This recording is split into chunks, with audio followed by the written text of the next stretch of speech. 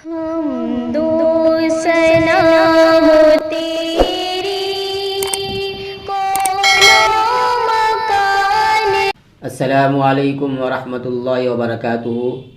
سامعین کرام، میں ابرار الحق قاسمی ایک مرتبہ پھر آپ کی خدمت میں حاضر ہوا ہوں اپنے خاص مہمان مولانا عامل جناب مفتی مناظر حسین قاسمی مدظ اللہ العالی کے ساتھ، جن کے ساتھ پہلے بھی بہت ساری ویڈیوز میں ہم نے ان سے سوالات کیے اور یہ قرآن حدیث کی روشنی میں جواب دیے ہیں، جس سے ہم اور آپ مستفید ہوتے رہے ہیں۔ تو پھر ایک مرتبہ اسی سلسلہ کو جاری رکھتے ہوئے میں حضرت کی خدمت میں حاضر ہوا ہوں اور حضرت سے اسی متعلق یعنی جناتوں کی حقیقت اور اصلیت کے متعلق چند سوالات کروں گا، اور حضرت سے امید ہے کہ قرآن و حدیث کی روشنی میں اس کے جواب دیں گے۔ تو چلیے بلا کسی تاخیر و تمہید کے حضرت کی خدمت میں حاضر ہوتے ہیں اور حضرت سے سوال کرتے ہیں۔ تو حضرت، میں آپ سے پہلے بھی بہت سارے سوالات کیے، آپ نے اس میں جواب دیے اور بتلائے، جس سے ہمارے سامعین کو بہت زیادہ فائدہ ہوا، مستفید ہوئے ہیں اور فائدہ حاصل کیا ہے۔ تو میں پھر آپ کے پاس آیا ہوں، کچھ سوالات ہیں میرے ذہن میں جو میرے سامعین اور ہمارے ناظرین جو ہے ہمارے واٹس ایپ نمبر پہ کرتے ہیں، وہی لے کر کے آپ کی خدمت میں حاضر ہوں۔ تو میں سب سے پہلے آپ سے یہ جاننا چاہتا ہوں، کیا جنات انسان کے بدن میں داخل ہو جاتا ہے، لپٹ جاتا ہے انسانوں کو، اس سے ذریعے وہ پریشان کرتا ہے؟ اگر اس کی کوئی قرآن حدیث کی روشنی میں جواب ہیں تو آپ ہمیں مرحمت فرمائیں۔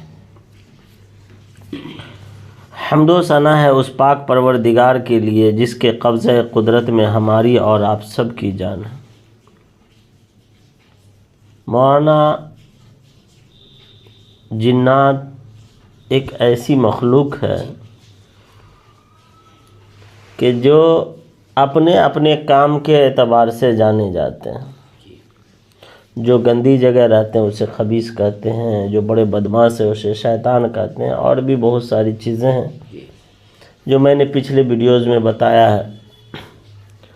اور یہ انسان کا خاص طور سے دشمن ہے، بہکاتا بھی ہے، پریشان بھی کرتا ہے۔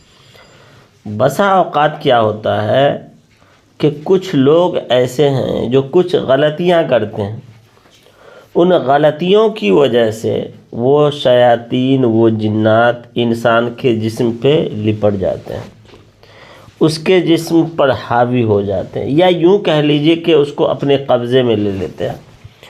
اس کی وجہ سے کبھی کبھی ایسا ہوتا ہے کہ وہ آدمی تو زبان تو اس کی ہوتی ہے، باتیں جنات کی ہوتی ہیں، جنات اپنی بات بولتا ہے اور اپنی کہانی سناتا ہے، یا بہت سارے چیلنجز بھی کرتے ہیں جنات۔ تو یہ چند انسانوں کی غلطیوں کی وجہ سے ہوتا ہے۔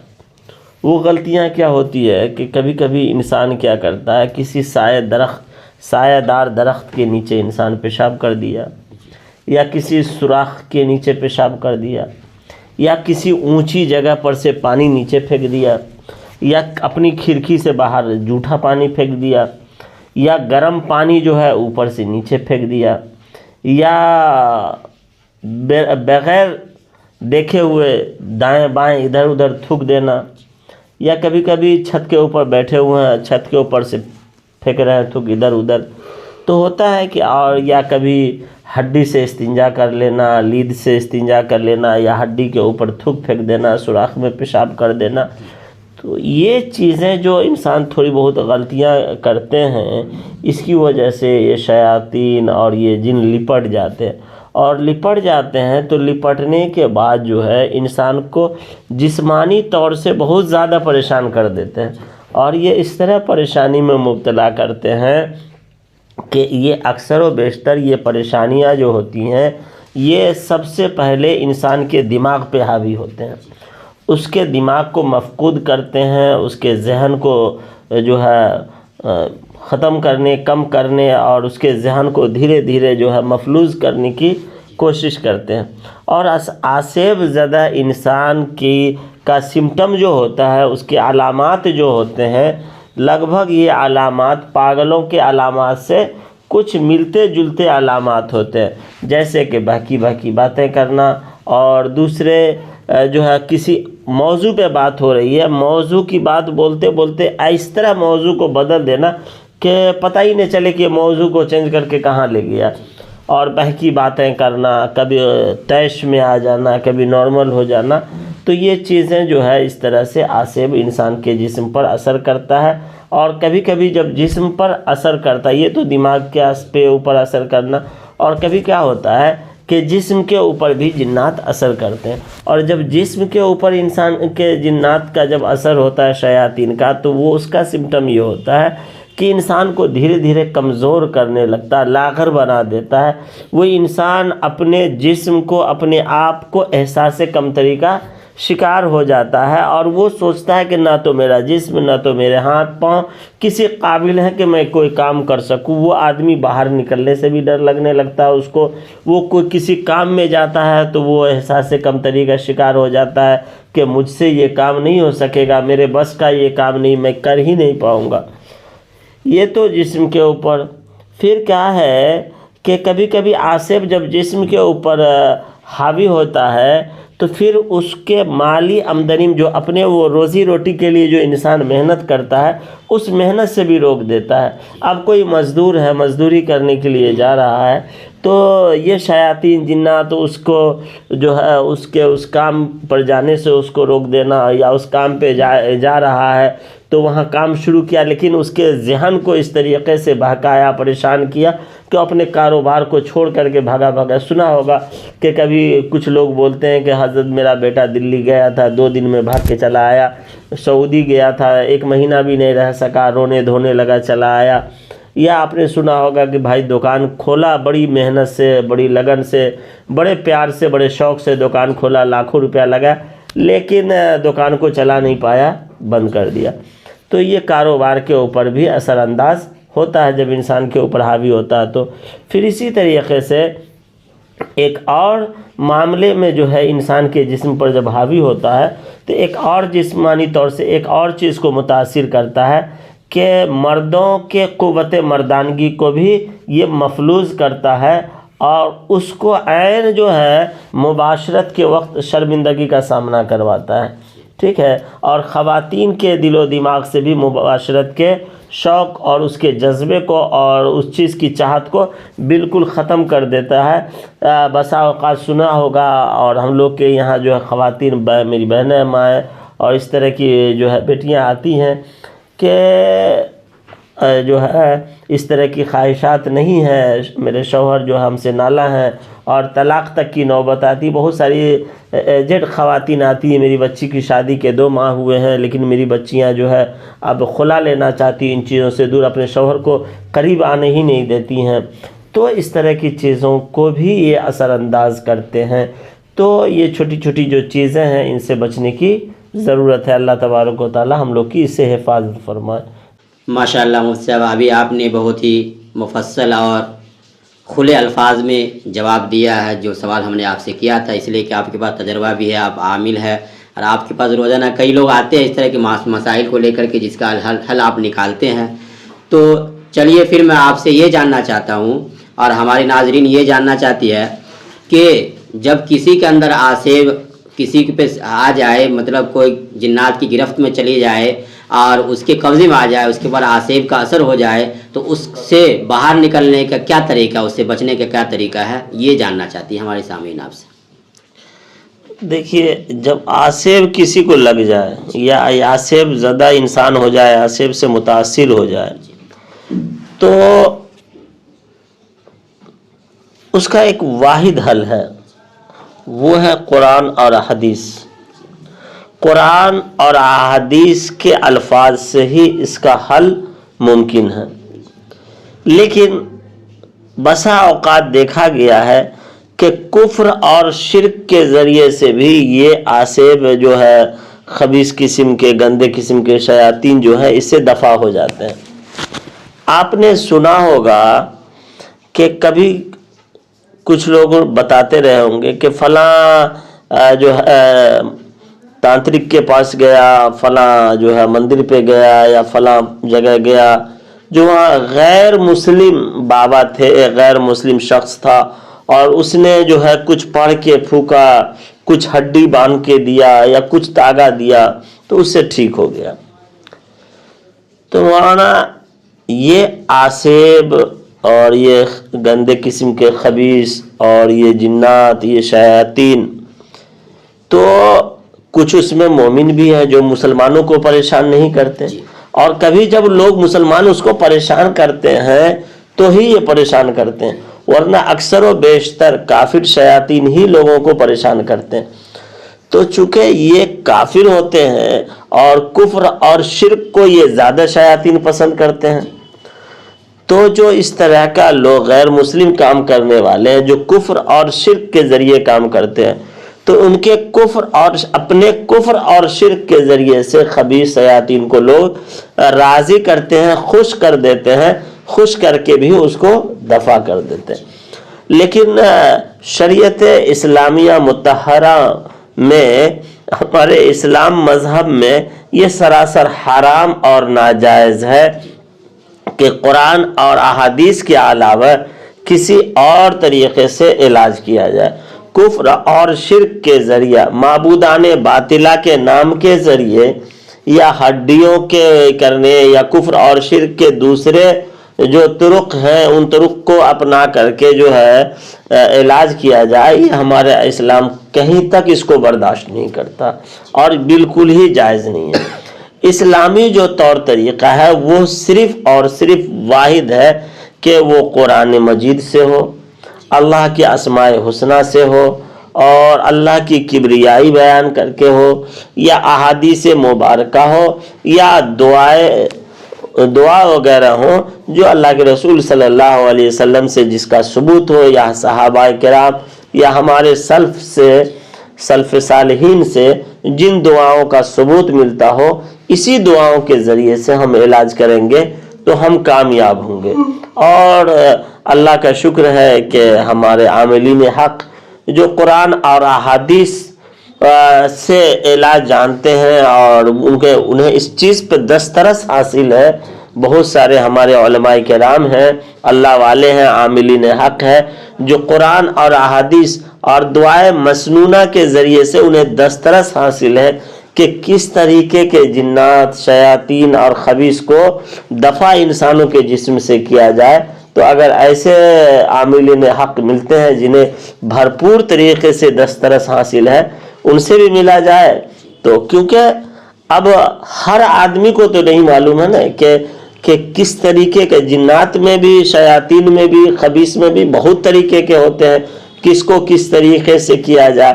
تو اس میں بہت سارے لوگ ہوتے ہیں جو تجربے کار ہوتے ہیں، انہیں معلوم ہوتا ہے، چونکہ کچھ کام ایسے جو کرتے کرتے بھی اس کا تجربہ بہت زیادہ ہوتا ہے، تو تجربے کی روشنی میں بھی لوگ کرتے ہیں اور قرآن و حدیث سے بھی کرتے ہیں، تو ایسے لوگ سے بھی جا کر کے ملا جائے۔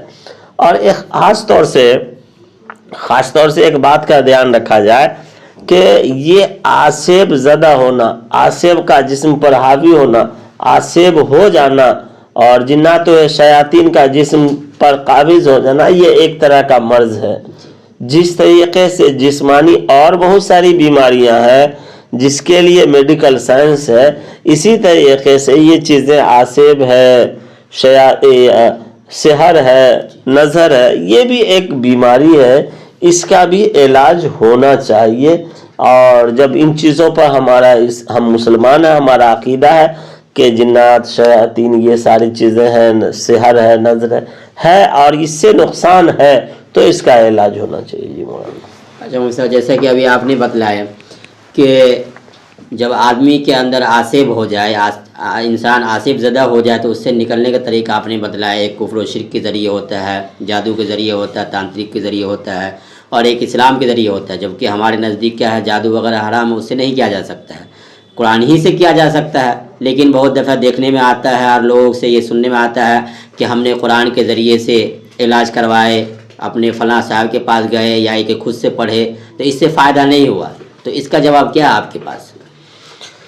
جی مولانا، قرآنی عمل تو قرآن ہے، قرآن کے سامنے تمام چیز ہے۔ اللہ کے رسول جناب محمد رسول اللہ صلی اللہ علیہ وسلم کے معجزوں میں بڑا معجزہ قرآن بھی ہے، اور یہ اللہ تبارک و تعالیٰ کا کلام ہے، اور اللہ تبارک و تعالیٰ نے اس کو نازل فرمایا ہے، اور خود اللہ تبارک و تعالیٰ نے قرآن کے پاور کو بتایا، قرآن کے طاقت کو بتایا، قرآن کتنا جو ہے اپنے آپ میں وزن رکھتا ہے، اس کی کیا صلاحیت ہے، اس کو خود اللہ تبارک و تعالیٰ نے سورہ حشر میں فرمایا. سورہ نمبر جو ہے 59 ہے، آیت نمبر 22 ہے، ہاں تو 21 ہے. اس میں اللہ تبارک و تعالیٰ نے فرمایا لو انزلنا هذا القرآن على جبل لرأيته خاشعا متصدعا من خشیت اللہ، کہ اگر اس قرآن کا پاور یہ ہے کہ اس قرآن کو اگر پہاڑ کے اوپر اتار دیا جاتا نا تو پہاڑ بھی ریزہ ریزہ ہو جاتا، پہاڑ بھی ٹکڑے ٹکڑے اس کے وزن کو برداشت نہیں کر سکتا. قرآن کی صلاحیت وہ یہ ہے، قرآن کی جاذبیت یہ ہے، قرآن کے اندر اللہ تبارک و تعالیٰ نے صلاحیت وہ رکھا. جب قرآن کے اندر اتنا بڑا پاور ہے، اتنی صلاحیت ہے، تو یہ جنات، شیاطین اور یہ خبیث، چڑیل، جادو، آسیب، نظر، یہ ساری کی ساری چیزیں قرآن کے سامنے ہیچ ہے، سب چھوٹے پڑ جاتے ہیں. اس کی کوئی حقیقت نہیں قرآنی آیات کے سامنے، قرآنی دعا قرآن کے سامنے. ساری کی ساری چیزیں یہ شرط ہے کہ میرا ایمان کامل ہو، شرط ہے کہ میرا دل صاف ہو، شرط ہے کہ میں پکا اور سچا مسلمان ہوں، دیندار ہوں، اللہ اور اس کے رسول کے راستے پہ چلنے والا ہوں. قرآن کو قرآن کے طریقے سے پڑھا جائے، قرآن کے جو وصول ضوابط ہیں اس طریقے پہ آ کر کے ہم کریں تو انشاءاللہ قرآن سے فائدہ کیوں نہیں ہوگا. جب بیماری پکڑی جائے اور اس بیماری کے پکڑنے کے بعد اس کی صحیح دوا اس بیماری پر پڑے تو علاج تو ہو ہی جائے گا نا، اور شفا بھی ہو جائے گا. ہاں کسی کے مقدر میں ہی شفا نہیں ہے، اللہ نے ہی مہر لگا دیا ہے کہ اس بیماری کا شفا ہی نہیں ہے. جب اگر اللہ نے شفا مقدر میں لکھا ہے اور بیماری اور دوا کی میچنگ ہو گئی، مل گئی، تو اس کو شفا ہونا. جب قرآن کو ہم سچے دل سے پڑھیں گے، اور قرآن کے پڑھنے کے لائق بننا پڑے گا پہلے، ہے نہیں، زبان گندی ہو، جھوٹ پہ جھوٹ ہو، گناہ پہ گناہ ہو، غلطی پہ غلطی ہو، تو ہمارے قرآن پڑھنے میں وہ تاثیر نہیں ہوگی. تو سب سے پہلے قرآن پڑھنے والے بنے اور اس کی تاثیر پیدا کرنے والے. جب ہمارے اندر وہ تاثیر اور وہ صلاحیت آئے گی اور تب اس زبان سے قرآن پڑھیں گے تو بلا شبہ جو اس میں فائدہ ہوگا. فائدہ کیوں نہیں ہوگا قرآن سے؟ اور جو لوگ یہ کہتے ہیں کہ قرآن کے پڑھا اس سے فائدہ نہیں ہوا، تو اسے چاہیے کہ اپنی نیت کو درست کرے، اپنے اعمال کو درست کرے، اپنے اخلاق کو درست کرے. جب ان چیزوں کو وہ درست کریں گے تو اللہ تبارک و تعالیٰ تب قرآن میں تاثیر دے گا. اس کی زبان، قرآن میں تو تاثیر ہے، یہ تب اس کے زبان میں اللہ تاثیر دے گا. یہ نہیں کہا جائے گا کہ قرآن میں تاثیر دے گا، قرآن میں تو تاثیر ہے ہی ہے نا. قرآن میں تو اتنی تاثیر ہے کہ اللہ تبارک و تعالیٰ نے کہہ دیا لو انزلنا هذا القرآن على جبل لرأيته خاشعا متصدعا من خشیت اللہ، کہ یہ پہاڑ اس کے بوجھ کو نہیں برداشت کر. ہماری زبان میں تب تاثیر آئے گی. جی مولانا ماشاءاللہ، ابھی آپ نے بہت ہی عمدہ جواب دیا. اور یہ ایسے لوگوں کے منہ پر ایک چماٹ ہے اور تھپڑ ہے جو لوگ کہتے ہیں قرآن بے اثر ہے. حالانکہ قرآن کو سمجھ کے پڑھا جائے، اس کو قرآن کو پڑھنے کے طریقہ سے پڑھا جائے تو کیوں نہیں عمل کرے گا اور اس پہ کیوں نہ اثر ہوگا. تو چلیے پھر میں آپ سے اگلے سوال کی طرف بڑھتا ہوں، اور میں آپ سے یہ پوچھنا چاہ رہا ہوں کہ کیا جنات انسانوں کو ڈراتا بھی ہے؟ اور اگر ڈراتا ہے وہ تو کس طرح ڈراتا ہے؟ اس کے ڈرانے کا کیا طریقہ، کیا انداز ہے؟ دیکھیں وہاں یہ جنات اور شیاطین تو یہ تو انسان کے دشمنی ہے. آدم علیہ السلام، میں نے اس کی تفصیلی گفتگو رکھا ہے. اس سے وہی لوگ ڈرتے ہیں جو ایمان جن کا جو ہے نا خستہ ہے، جن کے ایمان کامل نہیں ہے، جو ایمان کے چھوٹے اور گھٹیے کھوٹے ہیں. جن کا ایمان کھوٹا ہے، جن کا سکہ کھوٹا ہوتا ہے تو وہ اپنے سکے کو چلانے کے لیے پریشان ہوتا ہے. اور جس کا سکہ جو ہے 1 نمبر ہوتا ہے، سرکاری مہر لگا رہتا ہے، تو سینہ ٹھوک کر کے بینک میں بھی جا کے بھجا کے لاتا ہے. تو جو پکے مسلمان ہیں، جو دیندار ہیں، انہیں جنات شیاطینوں سے کچھ ڈر نہیں لگتا. لیکن یہ ڈراتے ہیں اپنے حربہ بنا بنا کے، اپنی شکلی بنا بنا کر کے. اور جو اور ایمان والوں کو پریشان کرنے کے لیے، انسانوں کو پریشان کرنے کے لیے اپنی ایک ٹولی کو بنا رکھا ہے انہوں نے. یہ کیا کرتے ہیں، پانی کے اوپر تخت لگاتا ہے جنات کا بادشاہ، اور اس تخت پر بیٹھتا ہے. بیٹھنے کے بعد اپنے چیلوں کو بھیجتا ہے، جاؤ روئے زمین پر کام کرو. یہ جاتے ہیں لوگوں کو بہکاتے. کوئی آ کے کہتا ہے کہ میں ایک شخص کو چوری پہ لگا دیا, کہا اچھا بیٹھ جا. کہتا ہے فلاں آدمی کا مرڈر کروا دیا, کہا اچھا بیٹھ جا. کہا فلاں آدمی سے جھوٹ بولوا دیا, کہا اچھا بیٹھ جا. فلاں آدمی سے فلاں گناہ کرا دیا, نماز چھوڑوا دیا, یہ کر دیا, بولا بیٹھ جا. پھر ایک آتا ہے شیطان, کہتا ہے کہ میں نے ایک طالب علم کو پڑھنے کے لیے جانے سے روک دیا. کہا اچھا میرے بازو میں آ کے بیٹھ جائے. پھر ایک آ کے کہتا ہے کہ شیطان کہ بادشاہ سلامت, میں نے تو کیا کہتے ہیں ایک گھر میں گیا, گھر میں جانے کے بعد دو میاں بیوی میں لڑائی لگا دی, نا اتفاقی کر دیے, دونوں کے ذہن میں خباثت ڈال دیا, دونوں کے ذہن میں بدگمانی ڈال دی, شک و شبہات ڈال دیے, شکوک سے دونوں کے دماغ کو بھر دیا. اس کو اس کے خلاف شک ڈال دیا اور اس کے خلاف شک ڈال دیا, اور دونوں شک کے دلدل میں ایسے پھنس گئے کہ دونوں کے درمیان جدائیگی ہو گئی, دونوں کی محبت ہم سے برداشت نہیں ہو رہی تھی. تو اس لیے ہم نے شک و شبہات ڈال کر کے اس کے دماغ میں بدزنی ڈال کر کے ہم نے دونوں کو الگ کر دیا اور طلاق کروا کر کے میں آیا ہوں. پھر اسے شیطان شاباشی دیتا ہے, بیٹھاتا ہے. پھر شیاطین کی ٹولی پوچھتے بادشاہ سلامت, یہ ان دونوں کو اعزاز و اکرام ان دونوں کو جو ہے بیٹھایا گیا. تو کہا دیکھو یہ جو جسے طالب علم کو یہ پڑھنے سے روکا تھا اس نے بہت بڑا کام کیا. اگر ایک بچہ حافظ قرآن بنے گا, ایک بچہ عالم قرآن بنے گا, دین کا عالم بنے گا, تو یہ نہ جانے سینکڑوں نہیں کروڑوں کو بنا دے گا. یہ اس سے پڑھائے گا, اس کے شاگرد اس کے شاگرد, تو عالم قرآن حافظ قرآن ہزاروں نہیں لاکھوں بن سکتے ہیں. پھر میرے لیے بہکانا, عالموں کو بہکانا میرے لیے بڑا مشکل ہو جائے گا. تو اس لیے یہ بھی شاباشی کا حقدار ہے. پھر یہ طلاق دینے والے کو میں نے اس لیے شاباشی دیا کہ اس سے جب ایک گھر ٹوٹے گا تو ایک معاشرہ ٹوٹ جائے گا, ہے نا. اور جب دو دل ٹوٹیں گے اور تو پورا سمجھیے کہ وہ پورا خاندان ٹوٹ جائے گا اور پورا خاندان کا شیرازہ بکھر جائے گا. جب دو میاں بیوی ملتے ہیں, جب دو ایک مرد اور ایک عورت نکاح کے بندھن میں جب باندھتے ہیں تب پورا خاندان, پوری برادری, پورے گاؤں بندھ جاتے ہیں. یہی وجہ ہے کہ آپ نے سنا ہوگا کہ سرور کونین تاجدار بطا احمد مجتبی محمد مصطفیٰ صلی اللہ علیہ وسلم کے بہت سارے نکاح ایسے ہوئے کہ جس نکاح کے ہونے سے اس خاندان کے لوگ اللہ کے رسول سے جڑے, ہے نا, میں نے بتایا بھی ہے. تو بہت سارے خاندان کے لوگ جڑے ہیں. تو جب دو رشتہ قائم ہوتا ہے تو ایک خاندان جڑتا ہے, جب طلاق ہوتا ہے تو خاندان کا شیرازہ بکھر جاتا ہے, لڑائیاں فساد قتل و قتال تک کی نوبت. تو شیطان کہتا ہے کہ اسی لیے میں یہ دیا. تو اس لیے شیطان ڈرتے بھی ہیں کہ کہیں میری محبت میں خلل نہ ڈال دے. میری تعلیم میں بہت سارے بچوں کو آپ نے دیکھا ہوگا کہ قرآن کا حفظ کر رہا ہے, 20 پارہ 25 پارہ بھی حافظ بن کر کے چھوڑ دیتا ہے, عالم دین بن رہا ہے, مشکات تک پڑھ کر کے بھی چھوڑ دیتا ہے بچہ.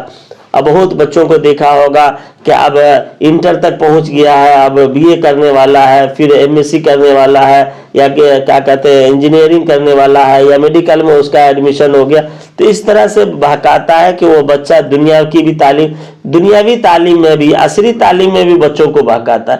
سوچتا ہے عصری تعلیم اگر یہ بچہ حاصل کر لے گا تو اس کے پورے خاندان کے پاس عصری تعلیم سے جب پیسے آئیں گے. تو کبھی کبھی ایسا ہوتا ہے کہ دنیا آنے کے بعد بھی خدا یاد آتا ہے, اور کبھی کبھی ایسا ہوتا ہے کہ دنیا جانے کے بعد بھی انسان خدا کو بھول جاتا ہے. تو اس سے بھی بہکانے کی کوشش کرتا ہے. تو انسان کو اس لیے بھی شیطان سے ڈر لگتا ہے. تو شیطان سے ڈرنے کی ضرورت نہیں ہے اور شیطان سے بھاگنے کی بھی ضرورت نہیں, بس اللہ سے پناہ مانگنی چاہیے کہ اللہ شیطان سے ہماری پناہ فرما, حفاظت فرما. جی ماشاءاللہ بھی آپ نے جواب دیا. مطلب اس کا خلاصہ یہ نکلا کہ جنات ہمیشہ آدمی کا دشمن نہ, آدمی کے انسان کی اچھائی اس سے دیکھا نہیں جاتا ہے, اس لیے وہ ہر طرح سے چاہتا ہے کہ اس کو برباد کیا جائے, پریشان کیا جائے. تو ایک بات آج میرے ذہن میں آ رہی ہے کہ یہ حمزاد کیا ہوتا ہے حضرت, یہ ہم کو بتلائیں گے کہ حمزاد کیا ہوتا ہے. کیا یہ فرشتے کے قبیل سے ہے یا جنات کے قبیل سے, یا دونوں ہوتے ہیں؟ اور یہ ہوتے ہیں تو یہ کیسے ہوتے ہیں, اور مرنے کے بعد جب انسان اس دنیا سے چلا جاتا ہے تو اس کا حمزاد کیا کرتا ہے, وہ اس کے ساتھ ہی چلا جاتا ہے, وہ کہاں جاتا ہے؟ اس بارے میں آپ ذرا تفصیلی گفتگو کریں گے. آپ نے حمزاد کے متعلق پوچھا ہے. حمزاد کا مسئلہ تو بہت بڑا مسئلہ ہے. اور اس پہ بڑا تفصیل سے لوگ گفتگو بھی کرتے ہیں. اس میں بہت سارے شکوک و شبہات ہیں. میں بہت کوشش کروں گا کہ بہت مختصر میں ہو، لیکن چونکہ اس کی بات تو سمجھانا بھی مجھے ضروری ہے. ہمزاد جو ہے اللہ کے رسول صلی اللہ علیہ وسلم کی حدیث ہے. حضرت عبداللہ ابن مسعود رضی اللہ تعالیٰ عنہ اس کے راوی ہیں. یہ فرماتے ہیں کہ اللہ کے رسول صلی اللہ علیہ وسلم سے ایک مرتبہ صحابہ کرام رضوان اللہ تعالیٰ علیہم اجمعین نے پوچھا کہ اللہ کے رسول ہمزاد کیا ہے؟ تو اللہ کے رسول صلی اللہ علیہ وسلم نے فرمایا کہ جب انسان پیدا ہوتا ہے تو اس انسان کے ساتھ ایک شیطان بھی پیدا ہوتا ہے، جنات، اور ایک فرشتہ بھی ہوتا ہے. اب جب ایک جنات ہوا اور ایک فرشتہ ہوا تو فرشتے کا کیا کام ہے اور جنات کا کیا کام ہے نا شیطان کا. جو شیطان یعنی جنات جو پیدا ہوتا ہے دو، ایک فرشتہ اور ایک جنات. تو جنات جو رہتا ہے شیطان، اسے کہا جاتا ہے ہمزاد، اور فرشتہ جو ہوتا ہے وہ تو فرشتہ ہی ہے. تو فرشتے کے بارے میں بھی کچھ لوگ سوال کرتے ہیں کہ جنات کو آپ نے ہمزاد کا نام دے دیا، فرشتے کو کیا نام دیں گے؟ تو فرشتے کو بھی ہمزاد فرشتہ کہہ سکتے ہیں اور جنات کو بھی ہمزاد فرشتہ ہمزاد کہتے ہی ہیں. یہ تو لوگوں میں عرف عام میں مشہور ہے. ہمزاد سے لفظ ہمزاد سے ہمزاد فرشتہ کم مراد لوگ لیتے ہیں، ہمزاد جنات اور شیاطین زیادہ مراد لیتے ہیں. اب ہم آپ کو اس کا کام بتاتے ہیں کہ ہمزاد جنات کا کیا کام ہے اور ہمزاد فرشتے کا کیا کام ہے. ہمزاد جنات شیطان کا کام یہ ہے کہ وہ انسانوں کے دل میں گناہ، خباثت، غلطی، برائی، گناہ، برے کام، یہ سارے چیزوں کو ڈالتا رہتا ہے. اور جو فرشتے ہیں ان کا کام یہ ہے کہ وہ جو ہے انسانوں کو نیکی کے کام کے طرف، اچھے کام کے طرف اور بھلائی کے کام کی طرف انسانوں کے دلوں میں بات ڈالتا رہتا ہے، اس کے ذہن میں بات ڈالتا رہتا ہے. اور یہ ہمزاد جو جنات اور شیطان ہے یہ انسانوں کے ساتھ ہمیشہ رہتا ہے. اور یہ فرشتے بھی انسانوں کے بارے میں اس کے پیدائش سے لے کر اس کے موت تک اس کے ساتھ رہتا ہے اور اس کے ہر چیز کو معلوم رکھتا ہے. آپ کہاں جا رہے ہیں، کیا کر رہے ہیں، کیا کھا رہے ہیں، کس وقت میں، یہاں تک کہ آتا ہے علماء بتاتے ہیں کہ آپ کچھ لکھتے ہیں، کچھ کوڈ لکھتے ہیں تو وہ بھی اسے معلوم ہوتا ہے. یہاں تک کہ بتایا گیا کہ آپ کے جو ہے اے ٹی ایم کارڈ کے پن کوڈ کو بھی وہ یاد رکھتے ہیں. تو اس طرح کی چیزوں کو وہ یاد رکھتے ہیں. اب ایک سوال یہ بھی ہوتا ہے کہ بھائی جو فرشتے رہتے ہیں تو فرشتے کا نام کیا ہے؟ تو فرشتے کا نام جو ہے ملہم ہوتا ہے. جو انسان پیدا ہوتا ہے اور پیدائش کے بعد ہی جو ہمزاد فرشتہ ہوتا ہے اس کا کیا نام ہے؟ ملہم. پھر جنات جو شیاطین جو ہمزاد ہے اس کا کیا نام ہے؟ اس کا نام ہے وسواس، ہے نا. یہ وسواس، اور یہ وسوسہ زیادہ ڈالتا ہے، اس کو وسواس. اللہ کے رسول صلی اللہ علیہ وسلم سے صحابہ نے پوچھا کہ کیا اللہ کے رسول آپ کے ساتھ بھی یہ ہمزاد ہے، ہمزاد جنات ہے، شیطان ہے؟ تو اللہ کے رسول صلی اللہ علیہ وسلم نے فرمایا کہ ہاں میرے ساتھ بھی ہے، ہاں میرے ساتھ بھی ہے. لیکن اللہ کا فضل و کرم ہے، اللہ کا بڑا احسان ہے کہ اللہ تبارک و تعالیٰ نے میرے اوپر احسان کیا کہ یہ میرا جو ہمزاد ہے اس نے اسلام قبول کر لیا، میرے اوپر ایمان لے آیا. اب میرا یہ ہیلپ کرتا ہے، اب مجھے اچھی چیز کی طرف رہنمائی کرتا ہے اور اچھے مشورے دیتا ہے. تو یہ ہمزاد کی ہے حقیقت ہے. اور ہمزاد کے بارے میں آپ نے ایک سوال کیا کہ انسان کے انتقال کے بعد ہمزاد کہاں چلا جاتا ہے، اس کا علم اللہ تبارک و تعالیٰ کو ہے. ہر چیز کا علم رکھنا مولانا ضروری نہیں ہے. جی ماشاءاللہ. ابھی آپ نے ہمزاد کے بارے میں بتلایا اور آپ نے بتلایا کہ ہمزاد جو ہوتا ہے یہ انسان کے پیدائش سے لے کر اس کے موت تک اس کے ساتھ ہوتا ہے. تو گویا کہ اس کے بارے میں سارا علم ہوتا ہے. تو کبھی کبھی ایسا ہوتا ہے کہ جادوگر کسی کے بارے میں بتلا دیتا ہے کہ تمہارا یہ کام ہے، تمہارا یہ نام ہے. تو کیا یہ ہمزادی سے یہ لیتا ہے، مدد لیتا ہے؟ اگر وہ ہمزاد سے مدد لیتا ہے تو کیسے مدد لیتا ہے؟ یہ ذرا ہمارے سامعین کو بتلائیں گے آپ. جی مولانا، شعبدہ باز جو ہوتے ہیں نا، جادوگر جو ہوتے ہیں، کبھی کبھی آپ نے دیکھا ہوگا اور ہم لوگ کے پاس بھی لوگ آتے ہیں، چونکہ میرا تو 20 سالہ یہ تجربہ ہے. لوگ آتے ہیں اور کہتے ہیں کہ ارے مفتی صاحب میں ایک جگہ گیا تھا، میں جا کے بیٹھا اور بیٹھتے ہی اس صاحب نے کہا تیرا نام فلاں ہے؟ میں نے کہا جی حضور میرا نام یہ ہے۔ تیرے باپ کا نام فلاں ہے؟ میں نے کہا جی حضور۔ کہا تو کل رات میں جو ہے چنا چورا کھایا تھا؟ تو جی حضور۔ تو حضرت اس کو کیسے معلوم تھے؟ بہت بڑے پہنچے ہوئے ہیں اور جو ہے یہ ان کی پہنچ تو بہت بڑی ہے۔ تو ایسے جو ہوتے ہیں، یا آپ جائیں پوچھے بابا میرے بارے میں بتائیں، تو کہتے ہیں کہ تیرا نام فلاں ہے، تیرے باپ کا نام فلاں ہے، تیرے دادا کا نام فلاں ہے، تو فلاں تاریخ کو ایسا کیا تھا۔ کہتا جی بابا آپ تو پہنچے ہوئے، آپ کو تو میرے بارے میں ساری چیز معلوم ہے۔ تو لوگ اس میں مغالطے میں آ جاتے ہیں اور ایسے لوگوں کو بڑا مہان، بڑی شخصیت، بڑا پہنچا ہوا لوگ سمجھتے ہیں۔ پہنچا ہوا تو ہے لیکن خدا تک نہیں بلکہ شیطان تک۔ یہ کوئی قابلیت کی بات، یہ شعبدہ بازی ہے، حقیقت سمجھیں، شعبدہ۔ اور ایسے ہی لوگوں کو، ایسے ہی سفلی لوگوں کو، ایسے ہی شعبدہ بازوں کو لوگ اللہ والے سمجھ لیتے ہیں۔ لوگ جو ہے عاملین حق اسی کو سمجھ لیتے ہیں کہ اس کو اتنی جانکاری، اور اسی کے پاس جاتے ہیں اور شرک و بدعت اور کفر کرا کر کے انسان کو پریشان، اس کے ایمان اور عقیدے کے اوپر ڈاکہ زنی کر کے ملیا میٹ کر دیتے ہیں۔ اور جو عاملین حق ہیں وہ کہیں کہ خدا پر یقین رکھیے، خدا اور رسول کی بات کریں، تو لوگ یہ سمجھتے ہیں کہ اس کے پاس شاید علم نہیں ہے، یہ ان چیزوں کے علم سے ناآشنا۔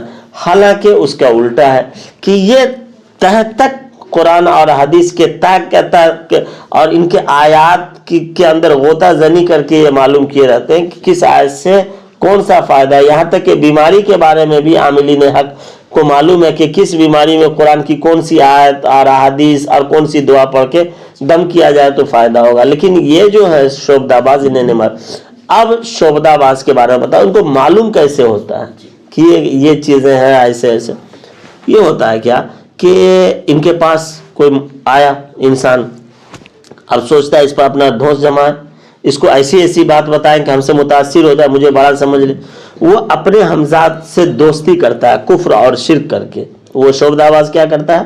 وہ اپنے ہمزاد کو اپنے جو کفر اور شرک کر کے دوستی کرتا ہے۔ کچھ لوگ کہتے ہیں کہ موکل کو قبضہ میں کیے ہوا، یہ سراسر جھوٹا انسان ہوگا جو کہے گا اس کے قبضے میں جنات ہے، اس کے قبضے میں موکل ہے، یہ سب سے بڑا جھوٹا انسان۔ جنات کو کوئی قبضہ میں نہیں کر سکتا۔ اللہ کے رسول کی کوئی حدیث آپ دکھا دیں، بتا دیں، قرآن کی کوئی آیت، اللہ کے رسول صلی اللہ علیہ وسلم سے بھی بڑا کوئی پیر ہو سکتا ہے، کوئی بڑا بزرگ ہو سکتا ہے، اللہ کے رسول نے کبھی کسی جنات کو اپنے قبضے میں نہیں کیا۔ اور اللہ کے رسول کے بعد افضل البشر سیدنا ابو بکر صدیق، انہوں نے کبھی جنات کو قبضے میں نہیں کیا۔ عمر ابن خطاب نے نہیں کیا، جو اللہ کے رسول صلی اللہ علیہ وسلم نے فرمایا لو کان بعدی نبی لکان عمر، کہ میرے بعد اگر نبی کوئی ہوتا تو وہ عمر ہوتے، عثمان غنی، علی، اور بہت سارے کبار صحابہ کرام ہیں۔ کسی کے بارے میں آپ نے نہیں سنا ہوگا اور کسی کتاب میں بھی نہیں پڑھا ہوگا کہ ان کے قبضے میں جنات ہے۔ ہاں کچھ باتیں آتی ہے کہ جنات جو ہے ان کے پاس رہا کرتے تھے، ان کی صحبت میں سیکھا کرتے تھے، وہ علم حاصل کرنے کے لیے پڑھا۔ قبضے کی بات نہیں کہ قبضہ میں کر کے اس طرح، ہاں صحبت میں تو ہم اور آپ کے صحبت میں بھی آ کر کے وہ کسب فیض حاصل کر سکتے۔ وہ صحبت میں آنا، آپ کو اللہ والا سمجھ کر کے، بڑا سمجھ کر کے، تو یہ ایک الگ بات ہے، قبضے کی بات نہیں۔ اللہ کے رسول صلی اللہ علیہ وسلم کے پاس بھی آ کر کے ایمان قبول کیا ہے، اللہ کے رسول سے بھی درس لیا ہے، سیکھا، تو یہ الگ چیز ہے، قبضہ میں نہیں کیا۔ یہ جو شعبدے باز لوگ کہتے ہیں کہ قبضہ میں کیے ہوا موکل سے کام کرا، یہ خود قبضے میں گیا ہوا ہوتا ہے، تو اپنے ہمزاد کو جو ہے مناتا ہے، منانے کے بعد شرک بدعت کر کے، کفر کر کے، اور پھر کہتا کہ جا تو اس کے ہمزاد کے پاس اس کے بارے میں معلوم کر کے یہ کیا کیا نام ہے، اور اس کی کوئی ایسی عجوبہ کہانی لا ہمیں بتا جو میں بتاؤں اور اس پر ڈھونس جما لوں اور اس سے جو لینا ہے لے لوں۔ تو اس کا ہمزاد اس کے ہمزاد سے بات کرتا ہے، اس کی خفیہ راز کو لے کر کے اس کو بولتا ہے، اور یہ اگل دیتا ہے، پھر اس پر اپنا سکہ جما لیتا ہے اور کہتا ہے کہ میں بڑا ہوں۔ یہ بڑا اڑا نہیں ہے مولانا، اللہ کی ذات بڑی ہے، اللہ کے ذات سے کوئی زیادہ بڑا نہیں ہے، غیب کا علم صرف خدا ہی کو ہے۔ جی ماشاءاللہ، ابھی آپ نے بتلایا کہ یہ حمزات سے جو ہوتا ہے، یہ شعبدے باز ہوتا ہے، یہ جادوگر ہوتا ہے، یہ کس طرح مدد لیتا ہے اور لوگوں کا ڈاٹا کلیکٹ کرتا ہے اور پھر لوگوں کے سامنے بتا کر کے اس کے سامنے ماہر ہوتا ہے، ہیرو بننے کی کوشش کرتا ہے. جی جی جی. تو پھر میں آپ سے میں یہ جاننا چاہتا ہوں، ماشاء اللہ آپ اس لائن کے بہت بڑے ہیرو ہیں اور بے تاج بادشاہ ہے. آپ کا 20 سال 25 سال کا تجربہ ہے اور لوگوں سے ہم نے آپ کے بارے میں بہت زیادہ سنا ہے. تو ہم آپ سے اور ہماری سامعین آپ سے یہ جاننا چاہتا ہے کہ جب لوگوں پر شیطان حاوی ہو جائے اور لوگوں کی دشمنی ہے اس سے، تو اس سے بچنے کا کیا طریقہ، ہم کیا کریں کہ اس سے ہم محفوظ رہیں، اس سے بچ سکیں؟ دیکھیے وہاں سب سے بڑی بات ہے کہ اپنے آپ کو خود بچنا چاہیے. بارش ہو رہی ہے تو ہم خود کوشش کریں نا کہ بارش میں باہر نہ نکلے، ہم سائے میں رہیں. تو شیطان ہے یہ تو ہر جگہ ہے، ہر جگہ جائیں گے اور ہر انسان کے ساتھ بھی ہر جگہ یہاں بھی ہوگا، ہے نا، کوئی بعید نہیں ہے. تو خود بچنا ہے، ہمیں نیک کام کرنا ہے، اللہ کی ناراضگی سے بچنا ہے، ہمیشہ پاک صاف رہنا ہے، سچ بولنا ہے، اللہ کی عبادت کرنی ہے اور اللہ تبارک و تعالیٰ سے اس کے حفاظت کی دعا کرنی ہے کہ اللہ ہمیں اس سے محفوظ رکھے. ہم نے بتایا جیسا کہ ابھی ہڈی پہ پیشاب نہیں کرنا، سایہ دار درخت کے نیچے نہیں کرنا، اوپر سے پانی نہیں پھینکنا، ادھر ادھر تھوک نہیں پھینکنا، ان چیزوں سے بچنے کی کوشش کرنا اور توبہ و استغفار کرنا، ذکر و اذکار میں اپنے اوقات کو لگانا ہے اور اللہ پر یقین رکھنا، شیطان کچھ نہیں بگاڑ سکتا. ماشاءاللہ.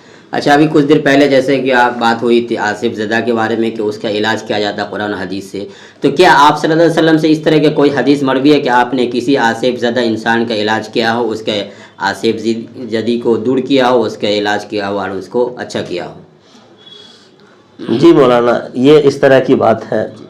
اللہ کے رسول صلی اللہ علیہ وسلم کے پاس ایک مرتبہ ایک صحابی اپنے بیٹے کو لے کے آئے. صحابہ فرماتے ہیں کہ یہ لڑکا جو ہے مجنون لگتا تھا، پاگل دیوانہ کی طرح، ایک دم گندے سندے کپڑے، ایک دم دیوانگی اس کے شکل سے ظاہر و باہر تھی. جب لے کے آئے تو صحابہ کہتے ہیں کہ ہم نے سوچا کہ یہ پاگل ہے. اللہ کے رسول صلی اللہ علیہ وسلم کے پاس لایا گیا.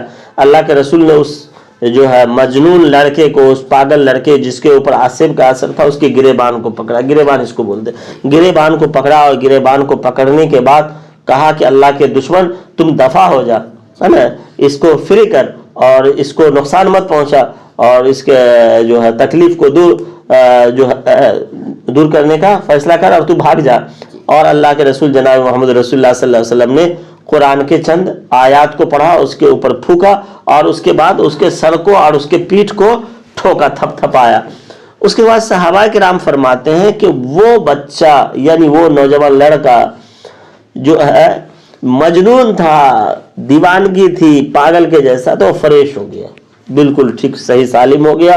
اور وہ بالکل صحابہ نے کہا کہ ایسا ہو گیا کہ جیسے اسے کچھ ہوا ہی نہیں، بالکل فریش ہو گیا. تو یہ اللہ کے رسول صلی اللہ علیہ وسلم کا یہ عمل ہے. اس عمل سے بھی یہ ظاہر ہوتا ہے کہ ہمارے اکابر علماء کرام، اللہ والے عاملین حق کے پاس اس طرح کے کیسز کو لے کے جایا جائے تو عاملین حق کے پاس اللہ تبارک و تعالی شفا دے گا. اللہ نے ان کے ہاتھ کے اندر وہ صلاحیت، وہ کرامت، وہ جاذبیت، اللہ تبارک و تعالیٰ نے ان کے اندر جو ہے وہ اپنی توفیق عطا فرمائی ہے کہ اللہ کے اس توفیق سے جو ہے اس طرح کے جو امراض ہیں وہاں جا کر کے شفا یاب ہوتے ہیں. اور خود بھی انسان کرے اور اللہ سے دعا بھی کرے کہ اللہ تبارک و تعالیٰ ہماری اس سے حفاظت فرمائے.